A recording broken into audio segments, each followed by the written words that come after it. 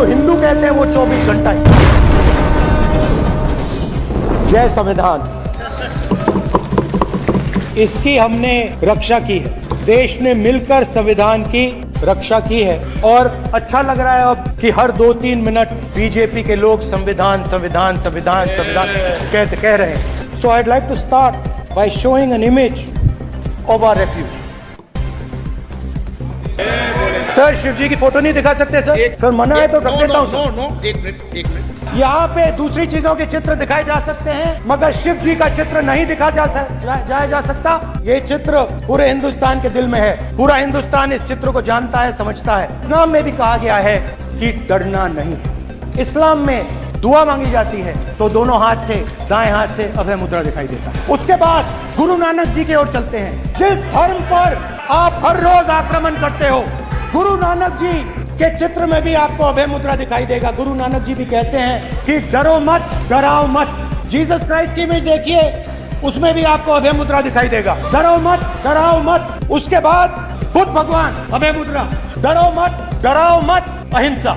और अंत में महावीर, डरो मत, डराओ मत, अभय मुद्रा। देश अहिंसा का देश है, ये देश डर का देश नहीं है। शिव जी कहते हैं, सर देखिए मेरा वो हटा दिया आपने सर, वो देखिए सर, हटा दिया, कैमरा से हटा दिया। सर देखिए वापस आ गया सर, हटाओ सदस्य। ये देखो, देखा सर आपने? शिव जी कहते हैं डरो मत, डराओ मत, अभय मुद्रा दिखाते हैं, अहिंसा की बात करते हैं, त्रिशूल को जमीन में गाड़ देते हैं। आप हिंदू हो ही नहीं। हिंदू धर्म में साफ लिखा है, सत्य के साथ खड़ा होना चाहिए, सत्य से पीछे नहीं हटना चाहिए, सत्य से नहीं डरना चाहिए। अहिंसा हमारा प्रतीक है। आप बात समझिए, ये इसलिए चिल्ला रहे हैं क्योंकि तीर यहाँ पे दिल में लगा है। नहीं, नरेंद्र मोदी जी पूरा हिंदू समाज नहीं है, बीजेपी पूरा हिंदू समाज नहीं है, आरएसएस पूरा हिंदू समाज नहीं है। ये ठेका नहीं है बीजेपी का। कहां तक इन लोगों ने डर फैला दिया। मैं आपको अयोध्या से शुरू करता हूं। सर नमस्कार।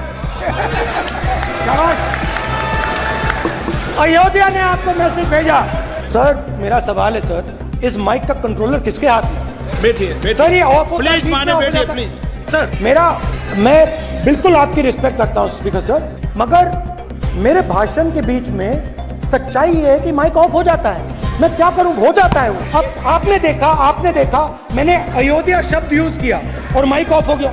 अयोध्या ने, राम भगवान की जन्मभूमि ने बीजेपी को मैसेज दिया और ये आपके सामने मैसेज बैठे हुए हैं। मैंने उनसे पूछा कि आपको कब पता लगा कि आप अयोध्या में जीत रहे हो, और आपने कहा पहले दिन से मुझे पता था। और मैंने कहा ये क्या हुआ?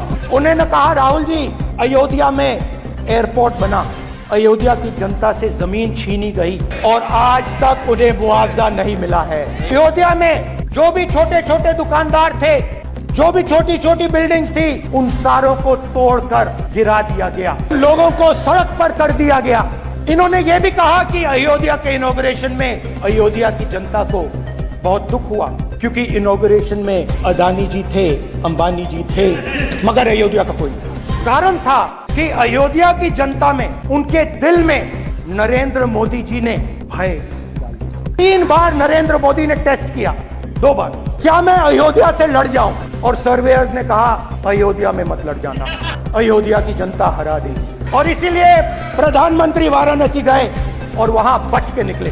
आज सुबह में आया, राजनाथ सिंह जी ने मुस्कुरा के मुझे नमस्ते की, और मोदी जी बैठे हैं, मुस्कुराहट नहीं, सीरियस, नमस्ते भी नहीं करते, कहीं मोदी जी ना देख लें, प्रॉब्लम हो जाएगी। वही कहानी गडकरी जी की है, सच्चाई है। अरे भाई, अयोध्या की जनता को छोड़ो, ये तो बीजेपी वालों को डराते हैं। And there is mister Om Birla. When Modi ji went and shook your hand, and I went and shook your hand, I noticed something. When I shook your hand, you stood straight like this and shook my hand. And when Modi ji shook your hand, you bowed down and shook his hand. Speaker sir, मैं आपकी बात को respect करता हूं, मगर आपको कहना चाहता हूं कि इस हाउस में स्पीकर से कोई बड़ा नहीं होता। स्पीकर सबसे बड़ा है, हम सबको स्पीकर के सामने झुकना चाहिए। आपने हिंदुस्तान की महिलाओं को महंगाई से हर रोज डराया है। कुछ दिन पहले मैं पंजाब में अग्निवीर के परिवार से मिला। अग्निवीर शहीद हुआ, लैंडमाइन ब्लास्ट में शहीद हुआ। मैं उसे शहीद कह रहा हूं, मगर हिंदुस्तान की सरकार उसे शहीद नहीं कहती। नरेंद्र मोदी उसे शहीद नहीं कहते। उस घर को पेंशन नहीं मिलेगी, उस घर को कॉम्पनसेशन नहीं मिलेगी, शहीद का दर्जा नहीं मिलेगा। आम जवान को पेंशन मिलेगी, जरूर दुख होगा, मगर हिंदुस्तान की सरकार आम जवान की मदद करेगी। मगर अग्निवीर को जवान नहीं कहा जा सकता। अग्निवीर यूज एंड थ्रो मजदूर, और आप उससे कहते हो, उसको आप 6 महीने की ट्रेनिंग देते हो। दूसरी तरफ चाइना के जवान को 5 साल की ट्रेनिंग मिलती है, राइफल लेकर उसके सामने खड़ा कर देते हो, उसके दिल में भय पैदा करते हो। एक जवान और दूसरे जवान के बीच में फूट डालते हो कि एक को पेंशन मिलेगी, एक को शहीद का दर्जा मिलेगा, दूसरे को नहीं मिलेगा, और फिर अपने आप को देशभक्त कहते हो। ये कैसे देशभक्त है? राजनाथ सिंह जी की एक राय है, मेरी एक राय है, सच्चाई अग्निवीरों को मालूम है, हमें बोलने की जरूरत नहीं है। स्पीकर सर, मैं रिस्पेक्ट कर रहा हूँ, ये प्रधानमंत्री के शब्द हैं, मेरे शब्द नहीं है। ये प्रधानमंत्री जी ने कहा है, पब्लिक में मीडिया को कहा है कि मैं बायोलॉजिकल नहीं हूँ, मेरा डायरेक्ट कनेक्शन भगवान के साथ है। मैं नहीं बोल रहा हूँ, प्रधानमंत्री मोदी जी ने बोला है। तो पता नहीं उस टाइम 8 बजे भगवान का मैसेज आया होगा वही मगर फिर श्री राम ने आपको दूसरा मैसेज दे दिया अयोध्या में। भगवान का मैसेज आया होगा, मोदी जी नोटबंदी कर दीजिए, नोटबंदी कर दिया। और अलग अलग ऑर्डर आते हैं, अदानी जी वाला ऑर्डर आता है, बंबई एयरपोर्ट अदानी जी को ऊपर से ऑर्डर आता है, खटाखट ऑर्डर आते हैं, नोटबंदी कर दी। स्मॉल और मीडियम बिजनेसेस जो हैं, जो हिंदुस्तान की रोजगार की रीढ़ की हड्डी है, बैकबोन है, उड़ा दिया, खत्म कर दिया। आज नतीजा ये है कि ये जो भी करना चाहे करें, हिंदुस्तान के युवाओं को रोजगार नहीं मिल सकता।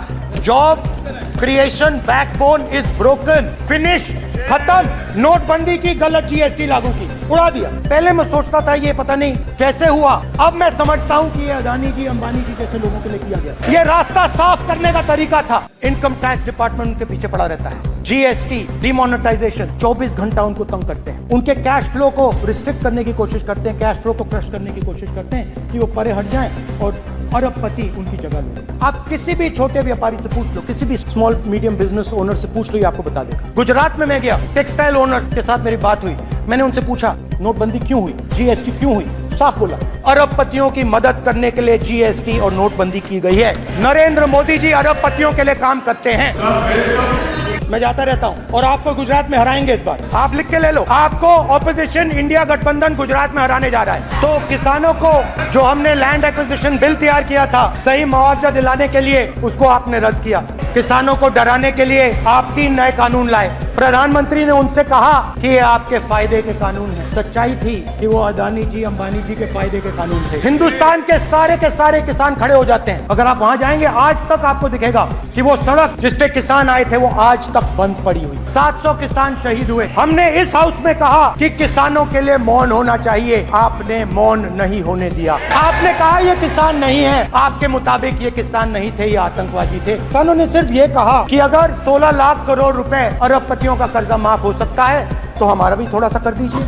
किसान ने ये कहा कि हर प्रोडक्ट के लिए सही प्राइस मिलती है, हमें भी एमएसपी दे दीजिए। और आप लोगों ने कहा किसान का कर्जा माफ नहीं होगा और एमएसपी नहीं मिलेगी। तो किसानों में आपने डर डाला, भय डाला, महिलाओं में महंगाई, गैस सिलेंडर, सेना में अग्निवीर, हर व्यक्ति के लिए आप लोगों ने भय का कोई ना कोई पैकेज दिया। स्टूडेंट्स की बात करते हैं आप, 2000 साल पहले की बात करते हो, थोड़ी सी भविष्य की भी बात कर देते हैं, इंडिया के फ्यूचर की बात कर देते हैं। रोजगार तो आपने खत्म कर दिया, नोटबंदी, जीएसटी, जो आपने स्मॉल एंड मीडियम बिजनेसेस थे उनको खत्म करके, युवाओं को आर्मी में अपॉर्चुनिटी मिलती थी, अग्निवीर उनके लिए आपने दे दिया, वो खत्म कर दिया, रास्ता ब्लॉक कर दिया। पब्लिक सेक्टर को आप प्राइवेटाइज करते हैं, वो रास्ता बंद कर दिया। और अब एक नया फैशन निकला है, नीट।